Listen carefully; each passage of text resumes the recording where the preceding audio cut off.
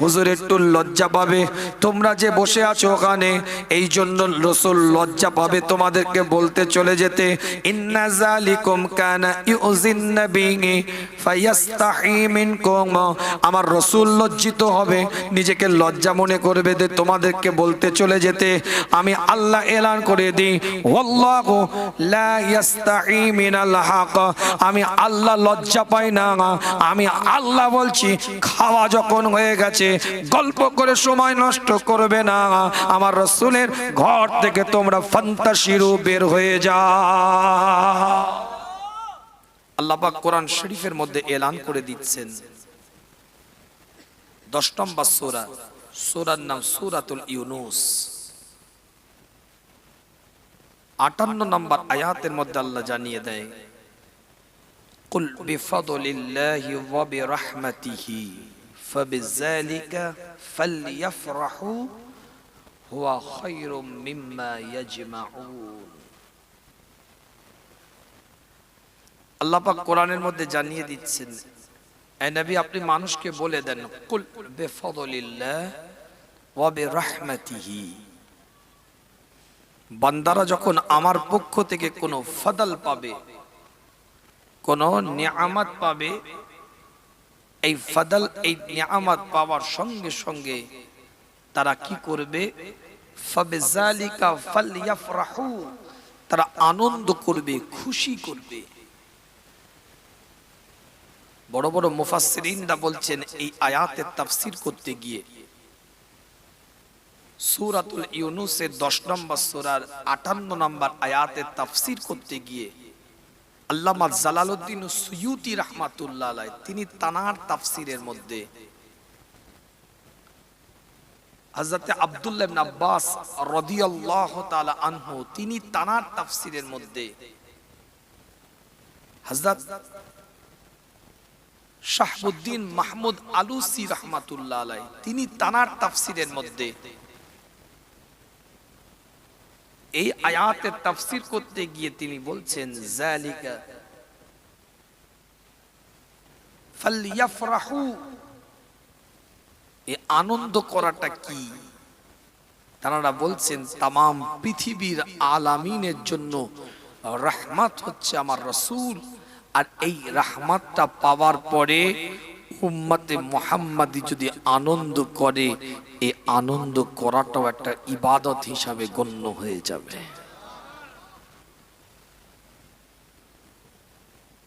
ওয়ামা আরসালনাকা ইল্লা রাহমাতাল লিল আলামিন, তামাম আলামিনের রহমত হচ্ছে আমার মুস্তাফা। আল্লাহর রহমত বলতেই নবী, আল্লাহর রহমত বলতেই সরকারে কায়নাত, আল্লাহর রহমত বলতেই মদিনাত দুলাল, আল্লাহর রহমত বলতেই ইমামুল মুরসালিন, আল্লাহর রহমত কি মদিনাত দুলাল হুজুরে আকরাম সাল্লাল্লাহু আলাইহি ওয়াসাল্লাম। একাধিক তাফসীরের কিতাব খুলে দেখে নেন। আনন্দটা শরিয়ত মোতাবিক করতে হবে,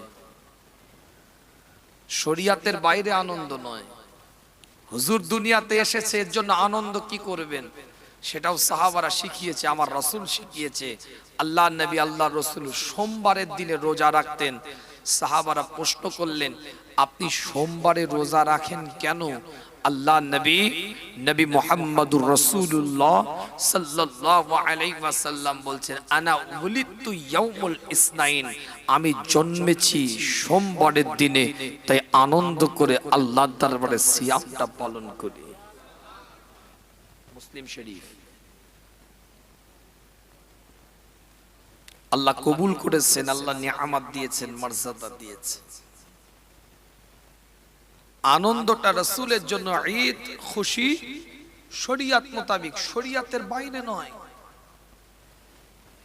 ঈদে মিলাদুন নবীর নামে মেলা নয়, বিশ্ব নবী দিবসের নামকরণ করে শরিয়ত বিরোধী, দিন বিরোধী, ইসলাম বিরোধী, কোরআন বিরোধী রাস্তায় কর্মকাণ্ড হবে না, এ বিষয় নয়।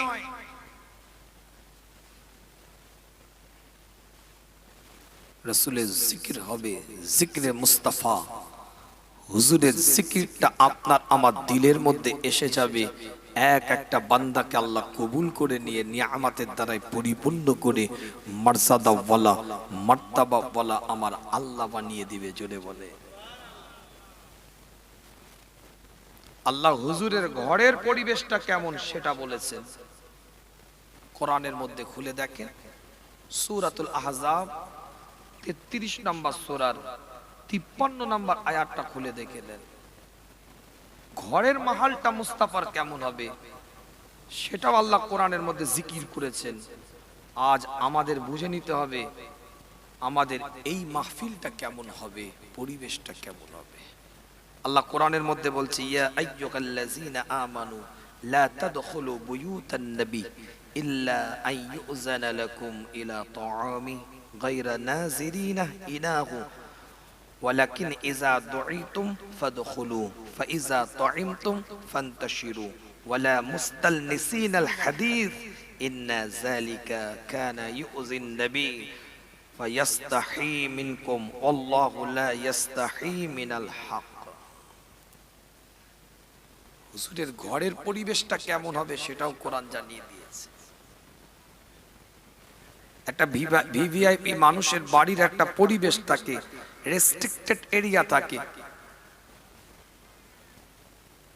সুন্দরভাবে তার একটা নিয়ম কানুন ডিসিপ্লিন থাকে। এটা রাষ্ট্রপতি, একটা প্রধানমন্ত্রী, প্রাইম মিনিস্টার, প্রেসিডেন্ট, জনপ্রতিনিধি বা সমাজে একজন বিজ্ঞ দিকপাল পণ্ডিত মানুষ, তার বাড়ির একটা ডিসিপ্লিন থাকে, শিষ্টাচার থাকে। সে তার বাড়ির ডিসিপ্লিনটা সাজায়, সুন্দর করে।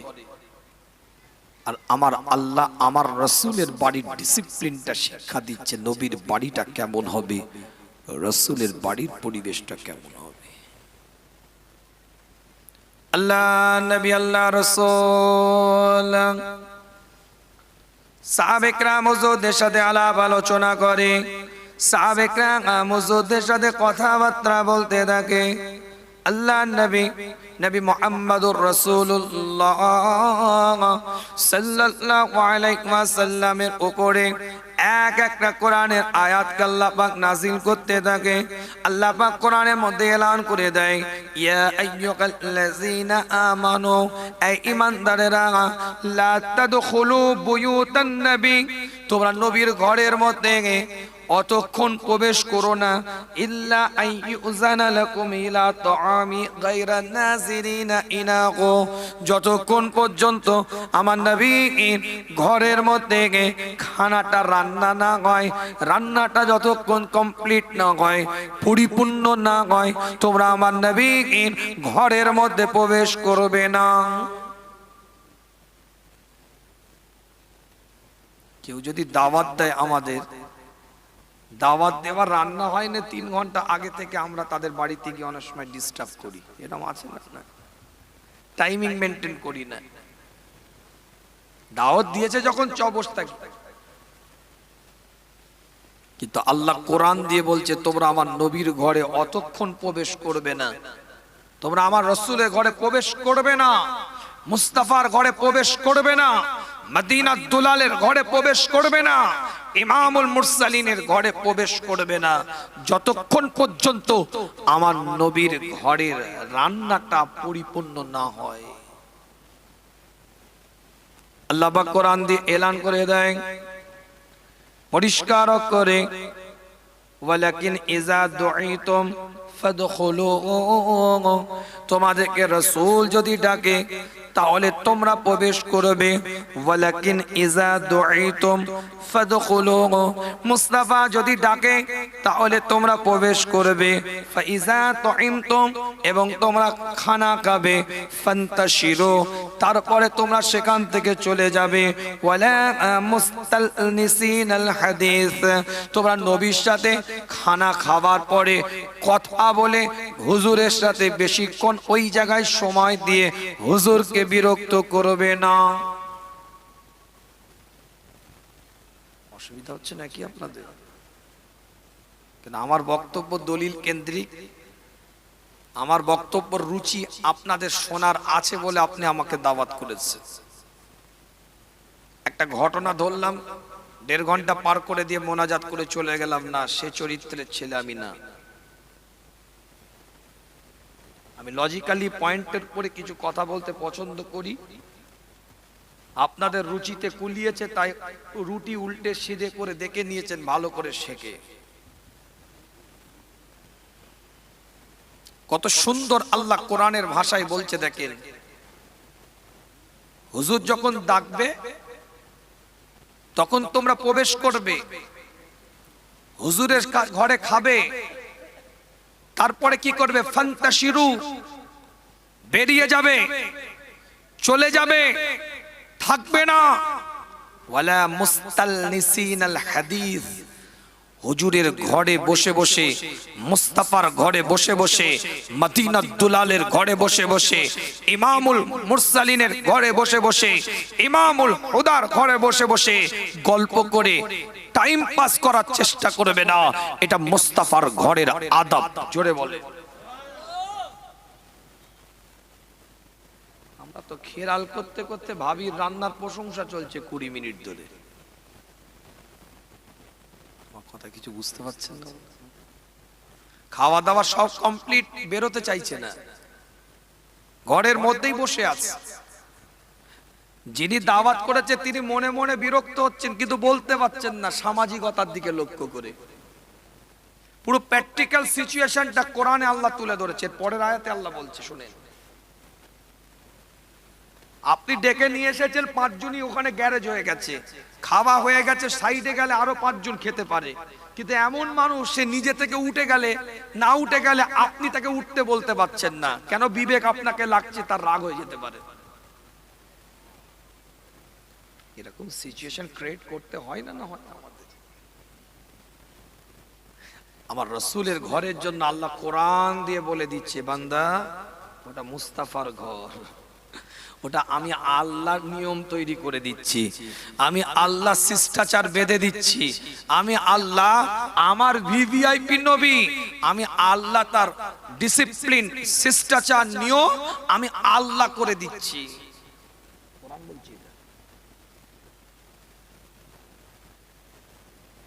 আল্লাহ পাক ঠিক তার আয়াতের, এই আয়াতের পরে আল্লাহ বলছেন, এই ইবারতের পরে আল্লাহ একই আয়াতের মধ্যে জানিয়ে দেয়, ইন্না যালিকুম কানা ইউজিন নবী ফায়াস্তাহি মিনকুম।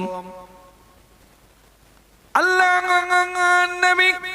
নবী মুহাম্মদুর রাসূলুল্লাহ সাল্লাল্লাহু আলাইহি ওয়াসাল্লামের সম্পর্কে আমার আল্লাহ, আমার মাওলা, আমার পরওয়ারদিগার এলান করে দেয়, আমার নবী তোমাদেরকে চলে যেতে বলতে চাইবে না, লজ্জা করবে তোমাদেরকে চলে যেতে বলতে।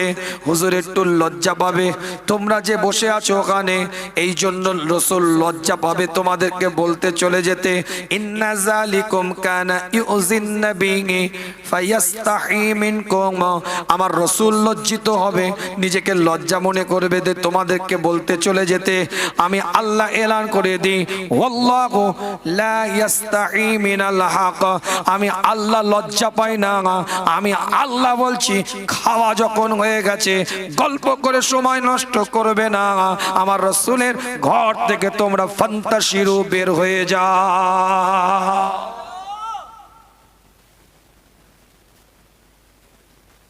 সকলে মিলে একসাথে বলা যাবে না সুবহানাল্লাহ? কথাটা কি বুঝতে পেরেছেন না বুঝতে পারেন? কথা বোঝা গেছে? প্রথমত আল্লাহ পাক বললেন, আমার নবীর ঘরে অতক্ষণ প্রবেশ করবে না। ও সাদামাটা বুঝেন, যতক্ষণ পর্যন্ত আমার রাসূলের ঘরে খাবারটা তৈরি না হয়।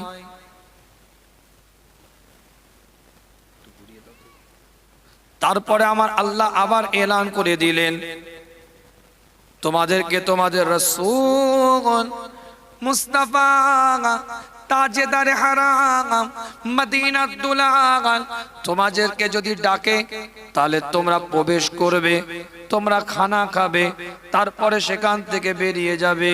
তোমরা ওখানে বসে বসে গল্প করে সময় নষ্ট করবে না। আমার আল্লাহ বলছে তোমাদেরকে ওখান থেকে চলে যাওয়ার জন্য আমার নবী বলতে লজ্জাবোধ করবে, তাই আমি আল্লাহ আগে থেকেই চলে যেতে বললাম। তোর নিয়ে আমার চিন্তা করে দুটো আয়াতের উপরে আলোচনা করেছি আপনাদের খেদমাতে। একটা হচ্ছে সূরাতুল ইউনূস 58 নম্বর সূরা দিয়ে বুঝিয়েছি রাসূলের বিলাদাতের মাসে, হুজুরের দুনিয়াতে আগমনের মাসে, সরকারে কায়নাতের দুনিয়াতে আবির্ভাবের মাসে আনন্দ করতে হবে, খুশি করতে হবে, কিন্তু সেটা শরীয়ত মোতাবেক খুশি করতে হবে। তারপরের আয়াত দিয়ে বোঝাতে চেয়েছি আপনাদেরকে নবীর ঘরের ডিসিপ্লিন আল্লাহ পাক বলেছে, রাসূলের ঘরের শিষ্টাচারটা আল্লাহ পাক জানিয়ে দিয়েছে, নবীর ঘরের সিচুয়েশনটা কেমন থাকবে এটা রব কোরআন দিয়ে দিক নির্দেশনা দিয়েছে। ঠিক ওই রকম আমার নবীর জলসার মাহফিলটা, ওয়াজের মাহফিলটা, শরীয়তের মাহফিলটা কেমন হবে সেটা রবের পক্ষ থেকে হুকুম এসেছে। কি বোঝা যাচ্ছে না? বোঝা যায়। নবী এসেছে আনন্দ করব। সরকারে কায়নাত মদিনাত দুলাল ইমামুল মুরসালিন ইমামুল হুদা ইমামুল কিবলাতাইন হাবিব লবিব তাবিব সাহেবুল জুদ ওয়াল কারাম মুস্তাফা পৃথিবীর বুকে এসেছে, আনন্দ করব, খুশি মানাবো, স্বাভাবিক। তারপরের আয়াতের মধ্যে বুঝিয়েছি আপনাদেরকে নবীর ঘরের সিচুয়েশনটা কেমন হবে। তাহলে নবীর ঘরের সিচুয়েশন, ডিসিপ্লিন, শিষ্টাচার যদি কোরআনের আয়াত দিয়ে আল্লাহ বুঝিয়ে দেয়, তাহলে নবীর মাহফিলের কিছু শিষ্টাচার, ডিসিপ্লিন পদ্ধতি আছে না নাই? কি ভাই কথা বুঝাতে পারছি না? বোঝাতে পারে?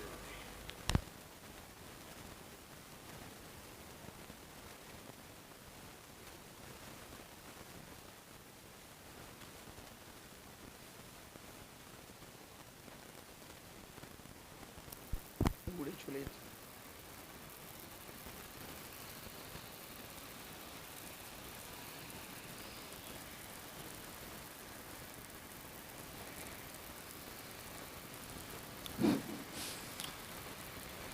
রাসূলের মাহফিলের একটা শিষ্টাচার আছে। এই শিষ্টাচারটা কারা মেনটেন করবে? আমার মতন বক্তা, আপনাদের মতন শ্রোতা, আর যারা এই মাহফিলের ইন্তেজামের দায়িত্ব নিয়ে আছেন তারা। তাই তো নাকি? আমি বক্তা গরমকালে এসে শীতকালের ওয়াজ করে চলে গেলাম, সাবজেক্ট নেই, বিষয়বস্তু নেই। রাসূলের সম্মান ইজ্জতের মাহফিল, হুজুরের সম্মানের আলোচনা করি না, গল্প করে গুজব করে এদিক ওদিক করে টাইম পাস করে কোন রকম বাড়ি চলে যেতে পারলেই বেঁচে যায়। যাক, আলোচনা ওদিকে নয়, সময় স্বল্পতা আরো আগিয়ে নিয়ে যায় আলোচনাটাকে। নবীর মাহফিলের ইজ্জতের দিকে খেয়াল রাখেন, নীতির দিকে খেয়াল রাখেন, উসুলের দিকে খেয়াল রাখেন, আদর্শের দিকে খেয়াল রাখেন। আল্লাহ পাক কবুল করে এক একটা বান্দাকে আমার আল্লাহ নিয়ামতের দ্বারাই পরিপূর্ণ করে দিবে। জোরে বলেন না সুবহান আল্লাহ। নবী আল্লাহ রাসূল সাহাবায়ে মুজুদের সাথে আলাপ আলোচনা করতে থাকে, সাহাবায়ে মুজুদের সাথে কথাবার্তা বলতে থাকে। কোরআন শরীফ 49 নম্বর সূরা 2 নম্বর আয়াতটা খুলে দেখেন। আমি বলি না, কোরআন জানিয়ে দেয়, ইয়া আইয়ুহাল্লাযীনা আমানু লা তারফাউ আসওয়াতাকুম ফাওকা সাওতিন নবী ওয়া লা তাজআরু লাহু বিল কওলি কাযআরি بعضكم لبعض أن تحبط أعمالكم وأنتم لا تشعرون। আল্লাহ কোরআনে জানিয়ে 49 নম্বর সূরা 2 নম্বর, আল্লাহ পাক কোরআনের মধ্যে এলান করে দিলেন, ইয়া আইয়ুহাল্লাযীনা আমানু, এই ঈমানদারেরা। আল্লাহ কোরআনে বহু জায়গায় বলেছে ইয়া আইয়ুহান নাস, এই মানুষেরা। যেমন আল্লাহ কোরআনের মধ্যে বলছেন সূরাতুল আরাফ 7 নম্বর সূরার 158 নম্বর আয়াতের মধ্যে, কুল ইয়া আইয়ুহান নাস ইন্নী রাসূলুল্লাহ ইলাইকুম জামিয়া। এই নবী, আপনি মানুষকে বলে দেন আমি আল্লাহ আপনাকে নবী করে পাঠিয়েছি। আপনি সেলফ ইন্ট্রোডিউসটা করেন, নিজের পরিচয়টা আপনি নিজে দিন। ইন্নী রাসূলুল্লাহ, আপনি নবী, আপনি পয়গম্বর, আপনি রাসূল। ইলাইকুম জামিয়া, আমি আল্লাহ আপনাকে সর্বজনীন করে সকলের জন্য নবী করে দুনিয়াতে পাঠিয়ে দিলাম। সবাই একসাথে একটু বলে। অন্য একটা আয়াতের মধ্যে আল্লাহ বলছে সূরাতুস সাবা 28 নম্বর আয়াতে আল্লাহ জানিয়ে দেয়, ওয়ামা আরসালনাকা ইল্লা কাফাতুল লিন-নাস বাশীরান ওয়া নাযীরা ওয়ালাকিন্না আকসারুন নাস লা ইয়ালামুন। একাধিক আয়াতের দ্বারা আল্লাহ পাক এলান করে দিয়েছে পরিষ্কার করে, আমি আমার রাসূলকে পৃথিবীর মধ্যে মানুষের জন্য পাঠিয়েছি। মানুষের জন্য আল্লাহ পাক বলছে পাঠিয়েছেন। আমার আল্লাহ এলান করে দেয়, নবী আপনি আপনার এলান করে দেন, আপনি মানুষকে পরামর্শ দিন, ভালো পরামর্শ দিন, সুরাস্তা দেখান এবং সতর্ক করেন। আবার আল্লাহ কোরআনের মধ্যে বলছে ইয়া আইয়ুহান নাসু উবুদু রাব্বাকুমুল্লাযী খালাকাকুম মিন নাফসিন ওয়াহিদা ওয়া খালাকা মিনহা যাওজাহা ওয়া বাথা মিনহুমা রিজালান কাসীরান ওয়া নিসাআ। একাধিক আয়াত ইয়া আইয়ুহান নাস শব্দ দ্বারা আল্লাহ পাক কোরআনের মধ্যে নাজিল করেছে। গোটা কোরআনের মধ্যে 114টা সূরা, এই 114টা সূরার মধ্যে 86 থেকে 89টা সূরা হচ্ছে মাক্কি সূরা। এই 13 বছরে মাক্কি জীবনে হুজুরের 86 থেকে 89টা সূরা নাজিল হয়েছে। এই 86 থেকে 89টা সূরা আল্লাহ পাক নাজিল করেছে হিজরতের পরে। যখন হিজরত করে চলে আসলেন আল্লাহর নবী আল্লাহর রাসূলের দরবারে, হুজুরের দরবারে মদিনাতুল মুনাওয়ারার বুকে 25 থেকে 28টা সূরা নাজিল হয়েছে, যেগুলোকে মাদানী সূরা বলা হয়। গোটা জুড়ে বলেন, চিৎকার দিয়ে বলেন।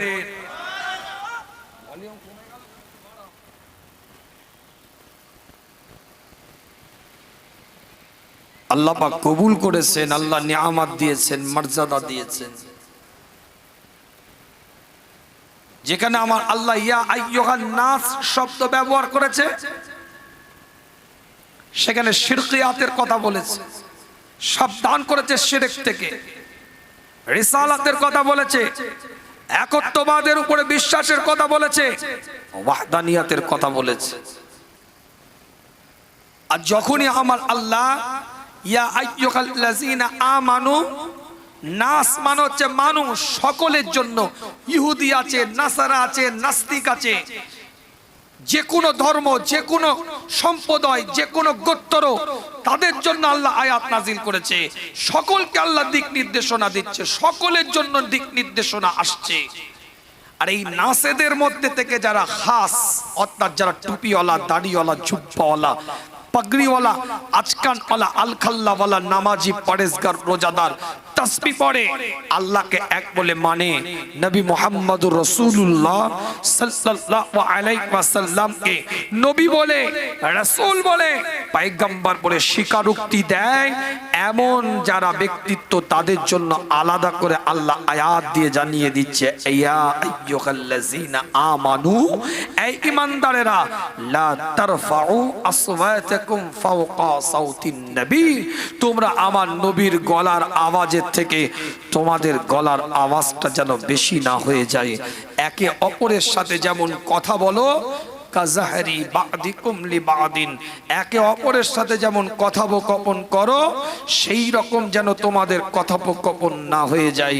আনতাহবাতা আমালুকুম ওয়া আনতুম লা তাশউরুন, যদি ওই রকম হয়ে যায়, আমি আল্লাহ তোমাদের জীবনের সমস্ত ভালো কাজগুলোকে নষ্ট করে দেব, বিনষ্ট করে দেব।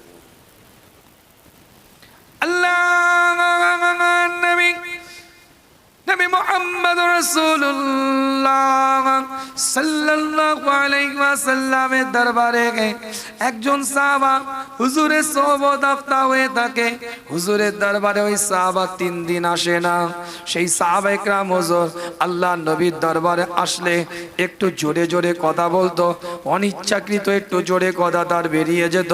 সে কথা বললে একটু লাউডলি হয়ে যেত, সে কথা বললে একটু জোরালো হয়ে যেত।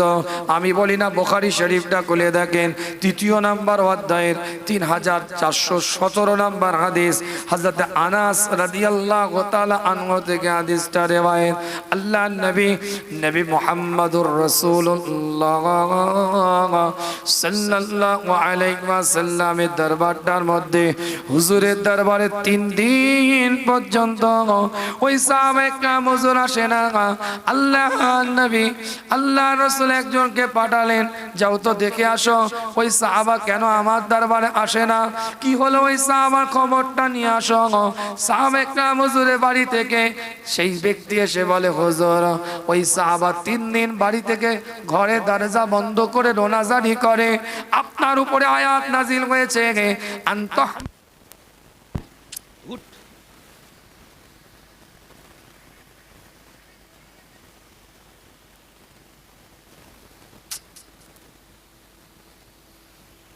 ছেলে খেলা করলো, একটু নিয়ম আছে সব জিনিস।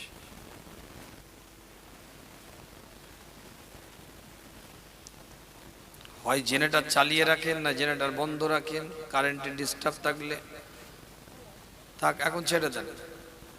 আর তুমি যখন চেঞ্জ করবে তো আমাকে বলবে, ওখানে চেঞ্জ করছো। একটা তো আমি বিষয়ের উপরে কথা বলছি, নিয়ম আছে সব জিনিস।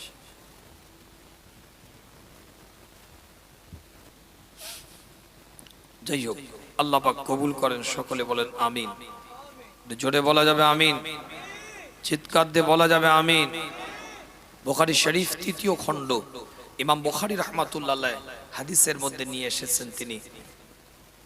হযরত আনাস রাদিয়াল্লাহু তাআলা আনহু থেকে হাদিসটা রিওয়ায়াত, 3417 নম্বর হাদিস। আল্লাহ নবী আল্লাহ রাসূলের দরবারে এসে বলে, ইয়া রাসূলুল্লাহ, ইয়া হাবিবাল্লাহ, হুজুর আপনার দরবারে ওই সাহাবা আসছে না, এই কারণে আল্লাহ আপনার উপরে কোরআনের আয়াতটাকে নাযিল করে দিয়েছে, আনতাহবাতা আমালুকুম ওয়া আনতুম লা তাশকুরুন, সমস্ত আমল নষ্ট হয়ে যাবে। নবীর উপরে যদি গলার আওয়াজ হয়ে যায়, মুস্তাফা আর গলার আওয়াজের থেকে যদি বেশি একটু আওয়াজ হয়ে যায়, সমস্ত আমল ধ্বংস হয়ে যাবে। ওই সাহাবা ভয়ে তো আপনার দরবারে আর আসে না। আল্লাহ নবী আল্লাহর রাসূলের দিকে তাকিয়ে হুজুরে সাহাবা বলতে থাকে, ইয়া রাসূলুল্লাহ, সেই সাহাবা ভয় খেয়ে গিয়েছে যে হয়তো তাকে জাহান্নামে চলে যেতে হতে পারে, তার জীবনে আর কোনো আমল নাই, তাকে জাহান্নামের মধ্যে আশ্রয় নিতে হতে পারে। আর কি করবে, সেজন্য সে রোনাজারি করে। আল্লাহ নবী মুহাম্মদুর রাসূলুল্লাহ সাল্লাল্লাহু আলাইহি ওয়াসাল্লাম এলান করে দেন, কিতাবটা খুলে দেখেন যে ওই সাহাবা আমার দরবারে ইচ্ছাকৃত জোরে কথা বলে নাই, অনিচ্ছাকৃত তার ভাষাটা একটু জোরে হয়ে গিয়েছে। সে ইচ্ছাকৃত লাউডলি কথা বলে নাই, সে যখন কথা বলে এমনি তার মুখ দিয়ে জোরে জোরে আওয়াজ হয়। সে ইন্টেনশনালি জোরে কথা বলে না, কথা বললেই তার জোরে আওয়াজটা বেরিয়ে যায়। আমার আল্লাহ তাকে জাহান্নামী নয়, আমার আল্লাহ তাকে জান্নাতি বানিয়ে দিয়েছে।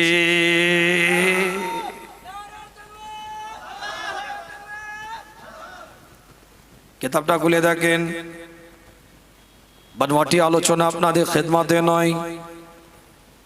ইমাম আহমদ ইবনে হাম্বল তিনি তার মুসনাদের মধ্যে রিওয়ায়াত করছে, 3য় খণ্ড 158 নম্বর পৃষ্ঠা।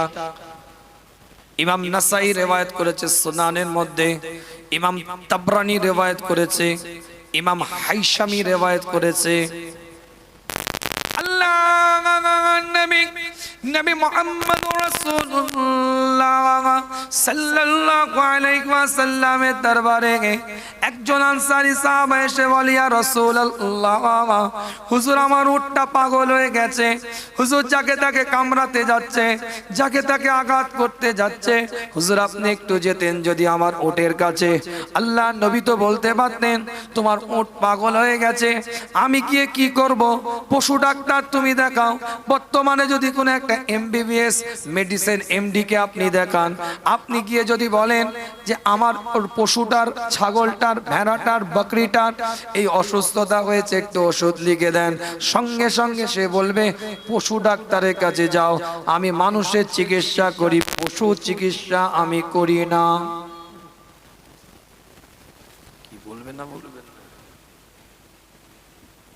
হাইওয়ান কা इलाज नहीं करते, हम तो इंसान का इलाज करते। আমার কাছে ভালো করে বুঝবেন, ইমাম হাইসামি রিওয়ায়াত করছে, ইমাম তাবরানি রিওয়ায়াত করছে, ইমাম নাসাই রিওয়ায়াত করছে, মাসনাদে ইমাম আহমদ ইবনে হাম্বল রিওয়ায়াত করছে। আল্লাহ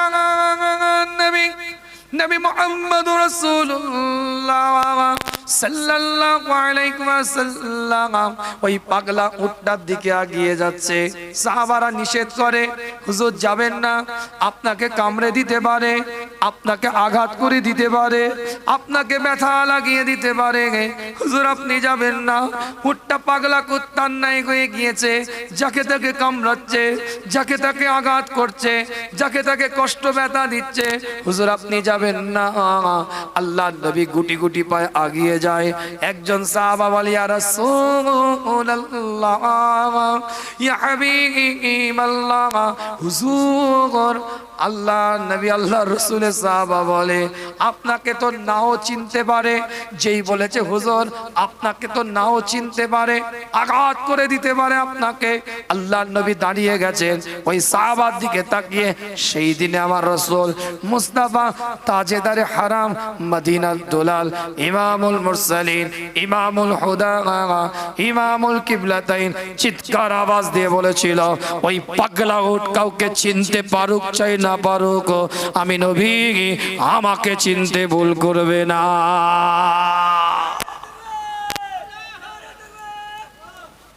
এত কনফিডেন্স কি করে, এত দৃঢ়তা কি করে,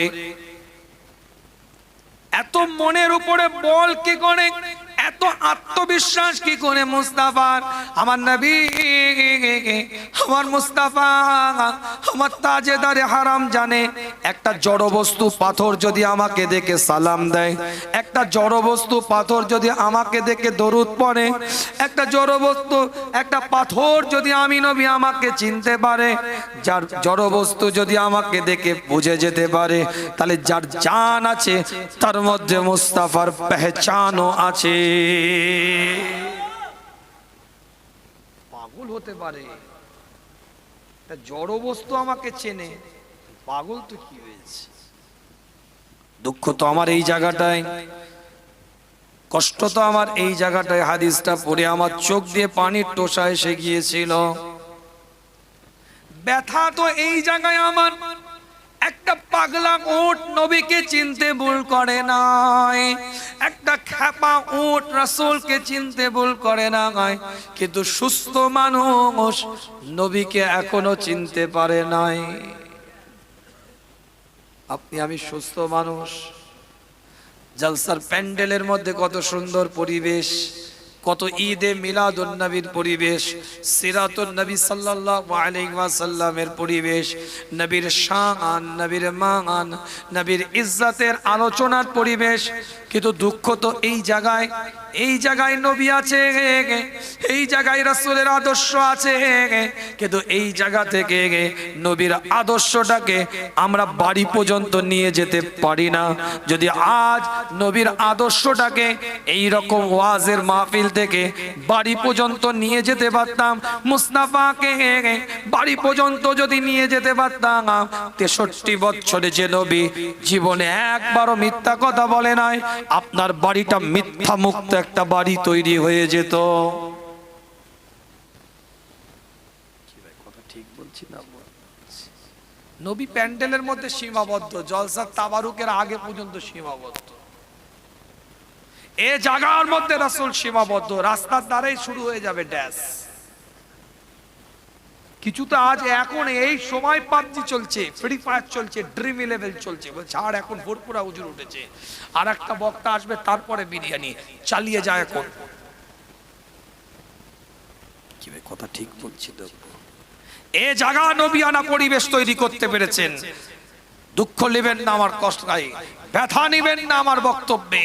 এ জায়গা রাসূলুল্লাহ পরিবেশ তৈরি হয়েছে, এ জায়গা জান্নাতের টুকরা তৈরি হয়েছে, কিন্তু রাস্তা থেকে একটু আগিয়ে গেলে পরিবেশ টোটালটাই 180 ডিগ্রি অ্যাঙ্গেলে ঘুরে গেছে। কিছু কমিটিকে যখন বলে মেলা বসে না তো, বাজার বসে না তো, না হুজুর কিছু খাবারের দোকান বসে, ওইটাই তো কাজ। মনোহারীর দোকানে আর ভিড় নেই, ফুচকার দোকানে প্রেম চলছে। মনোহারীর দোকানে আর ভিড় নেই, এখন ঘুগনির দোকানে ফোন নাম্বার নিয়ে হচ্ছে। কথা ঠিক বলছি না? রাগ করবেন না মনে হতায়। আপনার পীরের আওলাদ আপনার গ্রামে, আপনার পাড়ায়, আপনার মহল্লায়, আপনার এলাকায় ভালোবেসে যখন আমাকে নিয়ে এসেছেন, ডাক্তারের দায়িত্ব রোগ ধরিয়ে দেওয়া। রোগ যখন ধরাবে ডাক্তার রেগে গেলে তো হবে না। কথা ঠিক? প্রেসক্রিপশন দিয়ে আমি দিচ্ছি, আপনি খাবেন কি খাবেন না আপনার ব্যক্তিগত বিষয়। আমি যখন আপনার পালসটা ধরে বলবো না আপনার পালসটা হাই আছে, রেগে গেলে তো হবে না। আমি যখন আপনার বিপিটা মেপে দেখবো আপনার প্রেসারটা হাই আছে, রেগে গেলে তো হবে না। আমি যখন আপনার সুগারটা টেস্ট করে দেখবো আপনার সুগারটা হাই আছে, ডায়াবেটিসটা হাই আছে, রেগে গেলে তো হবে না। আমি যখন আপনার চোখটা দেখবো, দেখে বলবো আপনার জন্ডিসের ভাব আছে, রেগে গেলে হবে না। রোগ হয়েছে বলেই তো ডাক্তার দেখিয়ে দিচ্ছে। এনেছেন কেন ডাক্তারকে? না ডাক্তার বাবু আপনি সব করতে পারবেন কিন্তু রোগ বলতে পারবেন না। কানে এক চড় মেরে ডাক্তার রুগীকে ওখানে সাইজ করে দেবে। ডাক্তার সব বলতে পারবে, রোগ বলতে পারবে না, তা ডাক্তার এনেছো কেন? কথা ঠিক বলছি না? হুজুর সব ওয়াজ করতে পারবে কিন্তু আপনার ভুল ধরাতে পারবে না। বক্তা সব কথা বলতে পারবে কিন্তু আপনার ট্রিটমেন্ট করতে পারবে না, তা এনেছো কেন? কি ভাই রাগ করছেন নাকি? রাগ করছেন? রাগ করলে বয়ে গেছে, অসুবিধা নেই। আমি আল্লাহর জন্য কথা বলি, মানুষের জন্য কথা নয়। আল্লাহ যদি আমার উপরে খুশি থাকে, আপনি আমার উপরে রাজি হতে বাধ্য হবেন। আল্লাহ যদি আমার উপরে রাজি থাকে, আপনি আমার উপরে রাজি হতে, খুশি হতে বাধ্য হবেন। আল্লাহ তো আপনাকে রাজি করবে আমার উপরে। সংক্ষেপ আলোচনা অনেক পড়ে আছে, বিদায় নেই। তো মূল কথা আমার যেটা বলতে চেয়েছি, পরিবেশটা তৈরি করেন, মাহাল তৈরি করেন। ঈদে মিলাদুন নবী, বিশ্ব নবী দিবস, জাস্টে ঈদে মিলাদুন নবী, এত সুন্দর পরিবেশ গড়লেন। আজকে বাড়িতে নিয়ে যান, এখান থেকে কিছু যদি বাড়ি নিয়ে যেতে পারেন, বাড়িটা নিয়ামত ওয়ালা হয়ে যাবে, মর্যাদা ওয়ালা হয়ে যাবে, মর্তবা ওয়ালা হয়ে যাবে। জোরে বলেন না সুবহান আল্লাহ। নবী আল্লাহ রাসূল সাহাবায়ে মুজদ্দের সাথে আলাপ আলোচনা করে ইমাম তিরমিজি হাদিসটাকে রিওয়ায়াত করে ৫ম নাম্বার অধ্যায় ৩৮৯ নাম্বার পৃষ্ঠায় ৩৬১৯ নাম্বার হাদিস। হযরত উসমান গনি থেকে হাদিসটা রিওয়ায়াত। আল্লাহ নবী মুহাম্মদ রাসূলুল্লাহ সাল্লাল্লাহু আলাইহি ওয়াসাল্লাম সাহাবা হযরত কুবাস বিন আসিয়ামকে প্রশ্ন করা হয়েছিল, আপনি বড় না নবী বড়? আপনি বড় না রাসূল বড়? আপনি বড় না পয়গম্বর বড়? আপনি বড় না হুজুর বড়? হযরত কুবাস বিন আসিয়ামকে প্রশ্ন করা হয়েছিল, আপনি বড় না নবী বড়? কে বড় একটু বলেন? সেই দিনে হযরত কুবাস বিন আসিয়াম চিৎকার আওয়াজ দিয়ে বলেছিল, আরে বরে তো মুস্তাফা হয়ে গে, মেরা विलादत पहले हो गए। अरे বড় তো নবী, আমার জন্মটা কেবলমাত্র আগে হয়ে গেছে। কোনো ছোটি কিতাবের গল্প বলছি না, আদাবে মুস্তাফা দেখেন। কুবাস বিন আসিয়াম নবীর থেকে বয়সে বড়, আর আমার নবী কুবাস বিন আসিয়ামের থেকে বয়সে ছোট। এ চাচাজি বসে আছে হুজুর কেবলাতে হাত দিয়া মানুষ, এ চাচাজি বসে আছে হুজুর কেবলার হাতে হাত দিয়া মানুষ, দাদা জানদের আরো মুরব্বীরা আছেন। এখন যদি তানাদেরকে প্রশ্ন করে যে আপনি বড় না হুজুর বড়, যে হুজুর এসেছিল কে বড়, বলে আরে পীরের আওলাদ, ওনারকে সম্মান দিই, ইজ্জত করি, আমরা ওনার আব্বা জানদের বয়স। কি বে কথা ঠিক না? আমরাই বড় ওনাদের থেকে, তো সামান্য কথা। আমি বড় ই ছোট, আপনি বড় আমি ছোট, উনি বড় আমি ছোট, এটা সামান্য কথা। কিন্তু ওই সামান্য কথাটাকেও মুস্তাফার ক্ষেত্রে আদাবের খেলাফ তারা মনে করছে, যে বড়টা আমার গায়ে লাগবে, ছোট শব্দটা নবীর গায়ে লাগবে, এটা আদাবে মুস্তাফার খেলাফ। তারা তাই উল্টে ঘুরিয়ে সুন্দর করে মাত্রা দিয়ে সিস্টেম করে কথাটা বলছে, এরা আদাবের জায়গাটা বজায় থাকে। চিৎকার দিয়ে সেদিনে বলেছিল, আরে বরে তো মুস্তাফা, আরে বড় তো নবী, আমার জন্মটা কেবলমাত্র আগে হয়ে গেছে। জোরে বলবেন, চিৎকার দিয়ে বলা যাবে না। ভাষা আছে মনে প্রয়োগ করবে নবীর ক্ষেত্রে, না না, শব্দ আছে মানে ইউটিলাইজ করবে, ব্যবহার করবে রসুলের জন্য, না না। কোনটা আদাবের জায়গা দেখতে হবে। এ মোল্লার কাছ থেকে, এই ইমামের কাছ থেকে আমায় শিখতে হবে মুস্তাফার আদব, যে বলছে আমিও যা নবীও তাই। আদব শিখবো তো সাহাবাদের কাছ থেকে। তোমার কাছ থেকে কি আদব শিখ, তুমি কি আদবের বুঝো? আল্লাহ পাক কবুল করেন, সকলে বলেন আমিন। ভাষা শব্দ থাকলেই ব্যবহার করা যাবে রসুলের ক্ষেত্রে না, যাচাই করতে হবে, বাছাই করতে হবে যে কোনটা অ্যাপ্রোপ্রিয়েট হচ্ছে, কোনটা রসুলের ক্ষেত্রে আদাবের জায়গাটা বজায় রাখা যাচ্ছে। শব্দ তো অনেক আছে, এটা হাদিস থেকে দলিল দিলাম, আসেন এবার কোরআন থেকে দলিল দিচ্ছি। শুনুন, আল্লাহ নবী, আল্লাহ রাসূল, সাহাবে کرام হুজুরদের সাথে আলাপ আলোচনা করে পরিষ্কার কোরআন তার ভাষার মধ্যে দিয়ে এলান করে দেয়, ইয়া আইয়ুহাল্লাযীনা আমানু লা তাকুলুর রাইনা ওয়া কুলু উনজুরনা। এই তোমরা আমার নবীকে রাইনা বলে আখ্যায়িত করো না, আমার রাসূলকে তোমরা উনজুরনা বলে আখ্যায়িত করো। একাধিক মুফাসসিরিনদের কওলগুলো খুলে দেখে নেন। তাফসীর জালালাইন কোলেন, তাফসিরে মারিফুল কোরআন কোলেন, তাফসিরে কুরতুবী কোলেন, তাফসিরে বাইজাভি কোলেন, তাফসিরে রুহুল বায়ান কোলেন, তাফসিরে মানি কোলেন, তাফসিরে কবির কোলেন, তাফসিরে কাসির কোলেন, তাফসিরে মাদারিক কোলেন, তাফসিরে চারি তাবারি কোলেন, তাফসিরে যত কাদিম কিতাবগুলো আছে সমস্ত কিতাবগুলো খুলে দেখেন, পরিষ্কার করে তৎকালীন যুগে রাইনা তাদেরকে বলা হতো যাদের মধ্যে ওই সময় ওই টাইমে গরু চড়াতো, ভেড়া চড়াতো, মহিষ চড়াতো, বকরি চড়াতো, তাদেরকে রাইনা বলা হতো। কিতাবটা খুলে দেখেন, পরিষ্কার করে লেখা আছে, আমার আল্লাহ, আমার মাওলা, আমার পরওয়ারদিগার এলান করে দেখায়, না খবরদার তোমার রাইনা আমার রাসূলকে বলো না। রাইনা মানেও দেখা, উনজুরনা মানেও দেখা। যে কোনো লুগাতের কিতাব আপনি খুলে দেখেন, যে কোনো এখনই গুগলে সার্চ দিয়ে আপনি দেখতে পারেন, রাইনা মানেও দেখা, উনজুরনা মানেও দেখা। কিন্তু কোরআন বলছে তোমরা আমার রাসূলকে রাইনা বলো না, উনজুরনা বলো। আমার নবীর জন্য এটাই আদাব। বাড়িতে গিয়ে সুবহানাল্লাহ বলা অভ্যেস আছে মনে না? জলসায় টলসায় সুবহানাল্লাহ বলা অভ্যেস নেই। যতটুকুনি আলোচনা করেছি ইনশাআল্লাহ আল্লাহকে হাজের নাজের জেনে বলতে পারি, ফাঁকি মেরে ওয়াজ করিনি। কিন্তু আপনারা ফাঁকি মারছেন। কে কে আল্লাহকে ডাকবেন একটু হাত তুলেন তো দেখি। কে কে আল্লাহকে ডাকবেন একটু হাত তুলেন। ইমানদারের মতো একটা আওয়াজ দেন দেখি, নারায়ে তাকবীর। একটা মানুষের জবান বন্ধ না থাকে, একসাথে চিৎকার দিয়ে বলেন নারায়ে তাকবীর। ইমানদারের মতন, মুসলমানের মতন আওয়াজ দেন নারায়ে তাকবীর।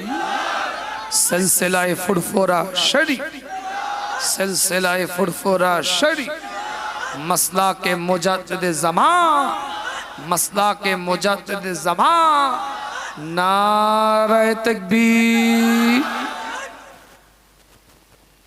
আল্লাহ নবী নবী মুহাম্মদ রাসূলুল্লাহ সাল্লাল্লাহু আলাইহি ওয়াসাল্লামের সাহাবা হযরত আব্বাস রাদিয়াল্লাহু তাআলা আনহুকে একই প্রশ্ন করা হয়েছিল। হুজুরের চাচাকে জিজ্ঞাসা করা হয়েছিল, হুজুরের চাচাকে প্রশ্ন করা হয়, আপনি বড় না মুহাম্মদুর রাসূলুল্লাহ বড়? আপনি বড় না নবী বড়?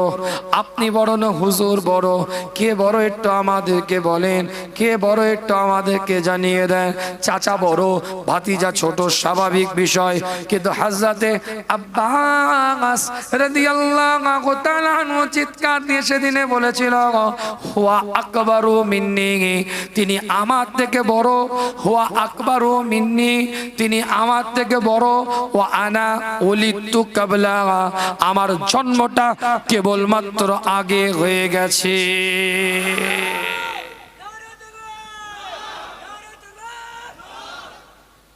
চাচার একটা ভাইপোর কথা হচ্ছে, ওয়া আকবারু মিন্নি ওয়া আনা আকদামু ওয়া আনা ওয়ালিদতু কাবলা। কিতাবটা খুলে দেখেন, ছোট্ট ছোট্ট করে আলোচনাটাকে একটু আগিয়ে নিয়ে যায়। সূরাতুল মুজাদিলা খুলে দেখেন, 58 নম্বর সূরার 12 নম্বর আয়াতের মধ্যে আল্লাহ পাক এলান করে দিলেন, ইয়া আইয়ুহাল্লাযীনা আমানু ইযা নাজাইতুমুর রাসূলা ফাকদ্দিমু বাইনা ইয়াদাই নাজওয়াকুম সাদাকা যালিকুম খায়রুল লাকুম ওয়া আতহার ফাইন লাম তাজিদু فإن لن تجدوا فإن الله غفور رحيم। আমি বলি না, কোরআন জানিয়ে দেয় পরিষ্কার করে আমার আল্লাহ, আমার মাওলা, আমার পরওয়ারদিগার এলান করে দিচ্ছে, ইয়া আইয়ুহাল্লাযীনা আমানু, এই ঈমানদারেরা, ইযা নাজাইতুমুর রাসূলা, তোমরা নবীর সাথে যখন একা একই কথা বলতে যাবে, মুস্তাফার সাথে যখন তোমরা নুকিয়ে নুকিয়ে একা একই এক্সক্লুসিভ অ্যাপার্টমেন্ট নিয়ে যখন তোমরা আলাদাভাবে কথা বলতে যাবে, নাজওয়াকুম সাদাকা, পার্সোনাল কিছু কথা বলতে গেলে আগে তোমরা আমার নবীর কথা বলার পূর্বে দান করবে, খায়রাত করবে, সাদকা করবে, তারপরে নবীর বারগায় গিয়ে হুজুরের সাথে কথা বলার তোমরা সাহস নিবে।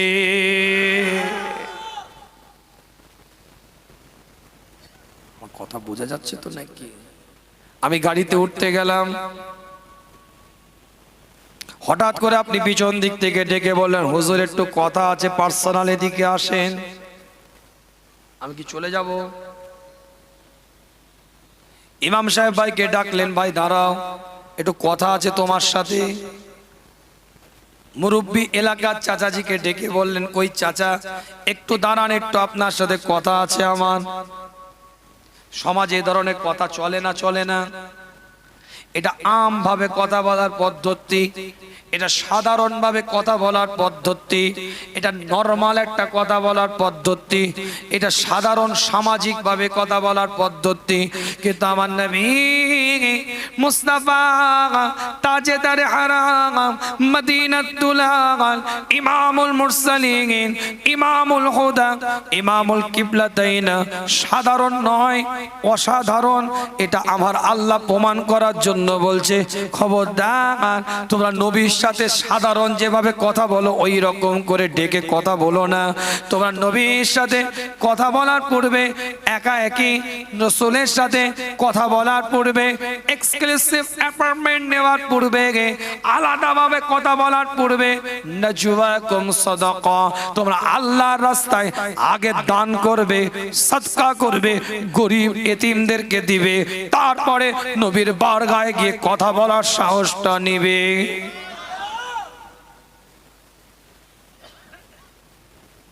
কথা কিছু বুঝতে পারছেন না? আল্লাহ এক্সেপশনাল করছে, আর এ মোল্লা বলছে সব এক। এই কথা বলার কথা ঠিক না। আল্লাহ পার্থক্য করছে, সাধারণ নয় আমার রাসূল অসাধারণ। এ মোল্লার বাচ্চা বলছে ইন্টারনেট, ইউটিউব, সোশ্যাল মিডিয়াতে গুস্তাখে রাসূল, লজ্জা লাগে না? হায়া না? তো ঈমান নাই রে, রাসূলের সাথে বিয়াদবি করলে। একটা লফজ যদি মুস্তাফার শানে, লফজ প্রয়োগের ক্ষেত্রে যদি একটা খারাপ মন্তব্য হয়ে যায়, সব শেষ হয়ে যাবে। আদা বলা জীবন তৈরি করে।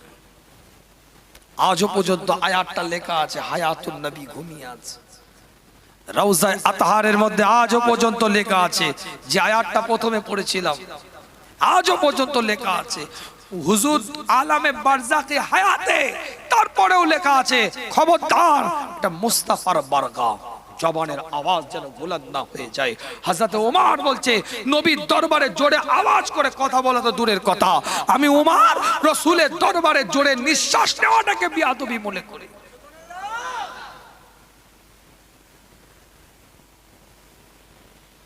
আদব তৈরি করে। আল্লাহ পাক কবুল করেন, সকলে বলেন আমিন। এটা আমভাবে আল্লাহ ডিক্লেয়ার করলেন নাজওয়াকুম সাদাকা। তারপরে আল্লাহ বলছেন যালিকা খায়রুল লাকুম ওয়া আতহার, এটা তোমাদের জন্য উত্তম, পরিশোধক, ভালো। আল্লাহ জানে, যেমন আবু বকর দান করতে পারবে, উসমান দান করতে পারবে, উমর দান করতে পারবে, কিন্তু এমনও গরিব সাহাবা আছে তারা তো দান করতে পারবে না। আল্লাহ সঙ্গে সঙ্গে আবার স্বাভাবিক করে দিচ্ছে হুকুম দিয়ে, ফাইন লাম তাজিদু ফাইন্নাল্লাহ গফুরুর রহিম, যদি তোমাদের পক্ষে সম্ভবপর না হয় আমি আল্লাহ তোমাদেরকে মাফ করে দেব, কিন্তু দিলে ভালো। জোরে বলে কোরআন থেকে দলিল দিচ্ছি। আল্লাহ পাক কবুল করেন, সকলে বলেন আমিন। জোরে বলা যাবে না আমিন? চিৎকার দিয়ে বলা যাবে না আমিন? ইসলাম ছেলে খেলা করার জিনিস নয়। প্রত্যেকটা জিনিসের একটা আদব আছে। রাসূলের যেমন আদব আছে, হুজুরের যেমন আদব আছে, আপনার নামাজের একটা আদব আছে, রোজার একটা আদব আছে, যাকাতের একটা আদব আছে, হজের একটা আদব আছে, দান খায়রাতের একটা আদব আছে, সিজদার একটা আদব আছে, রুকুর একটা আদব আছে, এই দাড়ির একটা আদব আছে, এই টুপির একটা আদব আছে, চলার আদব আছে, বসার আদব আছে, ঘুমাবার আদব আছে, ঘুম থেকে ওঠার আদব আছে, খাবার আদব আছে, সাংসারিক জীবনে কথাবার্তা আদব আছে, সব জায়গায় একটা আদব আছে। নামাজের আদব কি বলেন? নামাজের আদব কি? নামাজের আদব হচ্ছে খুশু খুজু, ধীরে ধীরে বুঝে বুঝে তেলাওয়াত করা। সূরা ফাতিহা পড়ছেন, তার অর্থটা বুঝার চেষ্টা করা। কেরাত মিলাচ্ছেন, তার অর্থটা বোঝার চেষ্টা করা। রুকুতে গিয়ে টাইম দেওয়া, সেজদায় গিয়ে টাইম দেওয়া, এটা নামাজের আদব। রোজার আদব কি? রোজা আপনি রেখেছেন, রাখার পরে রোজাদারও অবস্থায় আছেন, মিথ্যে কথাও বলছেন, গীবতও করছেন, পরচর্চাও করছেন, এটা রোজার আদবের খেলাফ। তাহলে কি রোজা ভেঙে যাবে? না, রোজার আদবের খেলাফ। রোজা রেখে মাপে কম দিচ্ছেন, আদবের খেলাফ। টুপিটার একটা আদব আছে, যখন মাথায় টুপি উঠেছে ভাইয়ের সম্পত্তি জোর করে আর রেকর্ড হবে না, এটা মানবিকতা রাখতে হবে। গালে যখন দাঁড়িয়ে আছে শরীয়ত থাকবে। কি ভাই কথা বোঝাতে পারছি না? বোঝাতে দান খায়রাতের একটা আদব আছে, যাকাতের একটা আদব আছে। যাকাত দিচ্ছেন বলে সেলফি তুলবেন, ওটা যাকাতের আদব নয়। মূল আলোচনা বিস্তারিত বাড়াবো না আপনাদের কাছে। আল্লাহ আমাদের সকলকে কবুল করেন, সকলে বলেন আমিন। মূল যে কথা বলতে চেয়েছি, আদাবে মুস্তাফার দ্বারা জীবন তৈরি করেন। এক একটা দলিল দিয়ে আপনাদের খেদমতে বুঝিয়েছি আয়াতের দ্বারাই। আল্লাহ আমাদের সকলকে ইতাআতে রাসূল মুস্তাফার জীবন চরিত্র যেভাবে আমাদেরকে সিরাত রেখে গিয়েছেন সেইভাবে পুঙ্খানুপুঙ্খানু আমল করার তৌফিক আল্লাহ এনায়েত করেন। সকলে বলেন আমিন। আসেন সকলে রাসূলের সামনে দাঁড়িয়ে একটু সালাতুস সালাম পাঠ করব, ছোট্ট করে একটু দোয়া করে বিদায় নেব। পরবর্তী উলামা হযরতরা আসে সব আলোচনা করবে ইনশাআল্লাহ। ইয়া নবী